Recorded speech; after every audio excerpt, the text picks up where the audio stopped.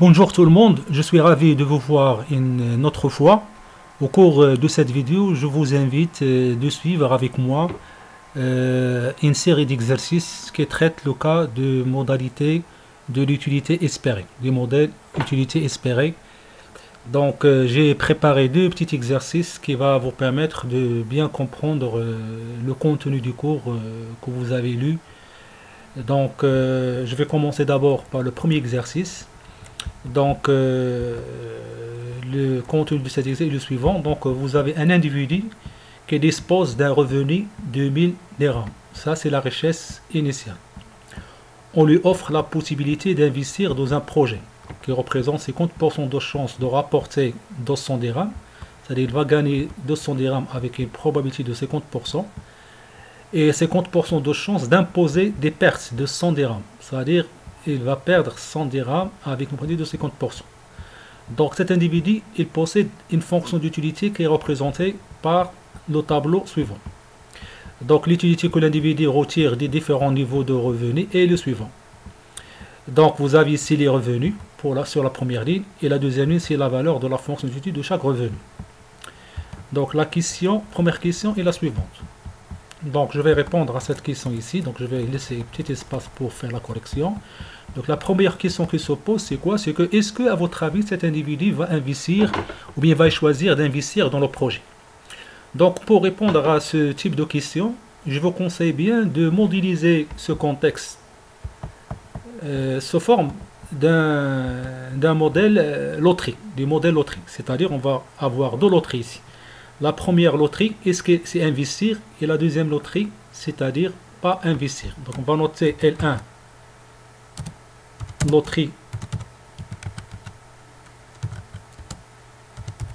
investir, et L2, loterie non investir.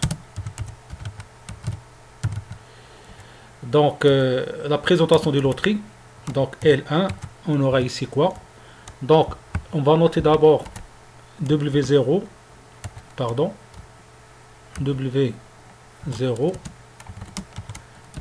la richesse initiale, 6000 dirhams. Donc on va noter W0, 6000 dirhams.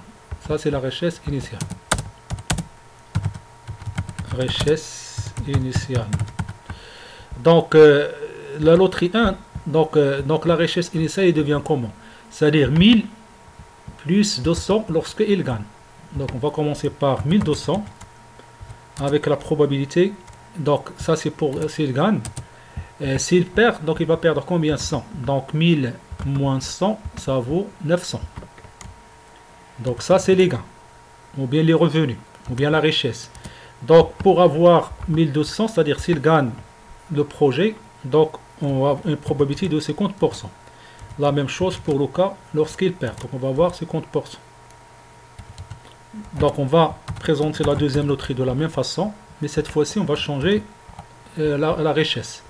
Donc puisque l'individu ici pour L2 il ne va pas investir, donc normalement sa richesse elle reste la même. C'est-à-dire il n'a pas investi, donc il va garder toujours la même richesse. Maintenant pour dire que l'individu va choisir L1 ou bien L2 en fonction de sa fonction d'utilité, donc il faut calculer l'espérance d'utilité de L1 et l'espérance d'utilité de L2. Donc il faut faire ces calculs. Donc on va faire le calcul. Donc l'espérance d'utilité de L1 à quoi est égal? Est égal à l'utilité de 1200 multiplié par la probabilité 0,5 plus l'utilité de 900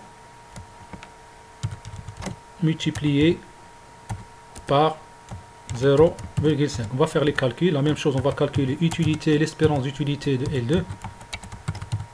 Pardon, je vais faire copier-coller pour gagner du temps parce que la vidéo elle passe vite. Donc normalement, je ne dois pas dépasser plus de temps. Donc je vais mettre ici L2. Après, je vais changer ici le gain pour l'utilité pour la loterie 2.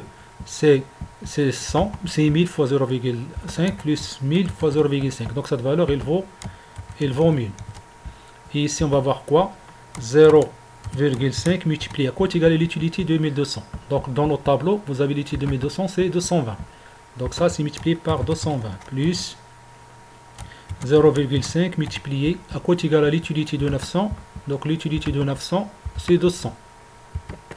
Donc on va faire ce calcul, donc on va trouver 210.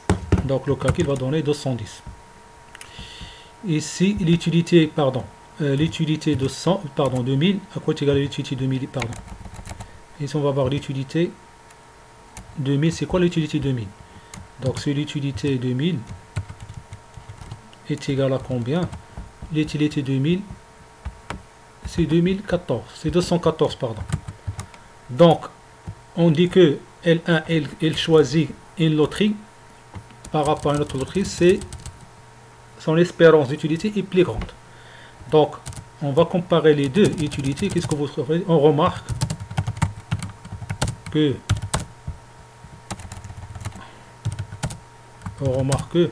l'espérance d'utilité de L2 est plus grande que celle de L1. Donc, l'individu il va pas investir. Ne va pas investir. Donc l'individu ne va pas investir. Pourquoi? Parce que l'utilité de la loterie 2 est plus grande que l'espérance d'utilité de la loterie L1. Donc il ne va pas investir. Donc ça, c'est pour la première question. Donc pour la deuxième question, quel est le coût de risque mesuré par la prime de risque? Donc c'est quoi le coût de risque? C'est quoi le coût de risque? Le coût de risque, c'est la prime de risque. Donc la prime de risque à quoi est égal, c'est l'assurance que peut payer cet individu pour exposer à cette loterie. Donc quand vous avez la prime de risque, c'est quoi? C'est l'espérance des gains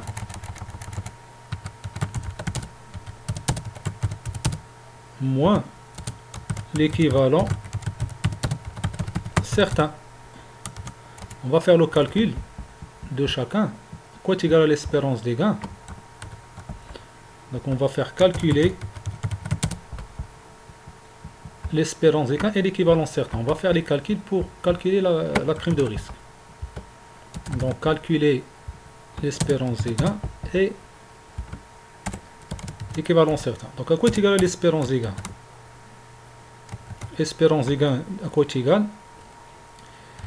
Est égal à tout simplement est égal à lorsqu'il joue. Donc normalement lorsqu'il va jouer. Donc il va jouer donc ça. Donc l'espérance du gain de investir. Donc au est égal, donc on va avoir combien? On va avoir 1200 fois 0,5 plus, ça c'est le critère pascalien, hein?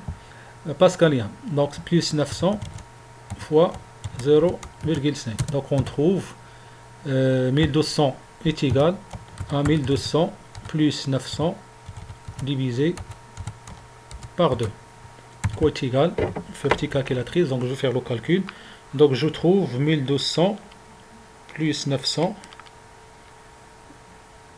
divisé par 2. Ça donne 1050. Voilà. Maintenant, pour l'équivalence certain, on notera l'équivalence certain avec EC. Équivalence certain. Donc je vais noter ici, entre parenthèses, E petite c. Quoi est égal à l'équivalence certain? L'équivalence certain, c'est quoi? Donc, c'est calculer E de C tel que l'utilité de E de C est égale à l'espérance d'utilité de la loterie L1. Donc, l'utilité de EC est égale à quoi? Est égale à l'utilité de L1. L'espérance d'utilité de L1 est déjà calculée. Donc, c'est combien? C'est 210. Est égal à 210. D'où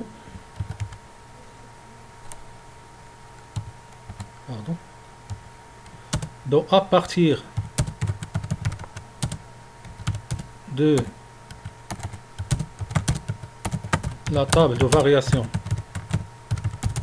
de I de l'utilité de l'individu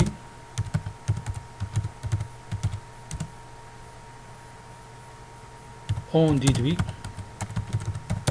que EC égale, donc quel est EC tel que son utilité est égale à 210. Donc si on revient au tableau, donc l'utilité de revenu qui est égal à 210, c'est le revenu 950. Donc on va trouver ici l'équivalence certain, c'est combien?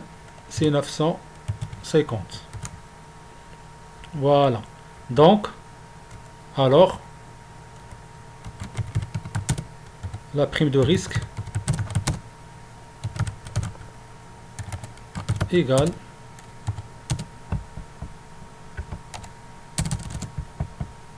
combien est égal à 1050 moins 950, c'est-à-dire est égal à 100 dirhams. Voilà. Donc 100 dirhams, c'est-à-dire c'est l'assurance que peut payer l'individu pour exposer ou bien pour ne pas jouer cette loterie. Voilà. On va terminer cette vidéo. Et dans la vidéo suivante, je vais traiter l'exercice numéro 2. Exercice numéro 2. Allez, à tout à l'heure.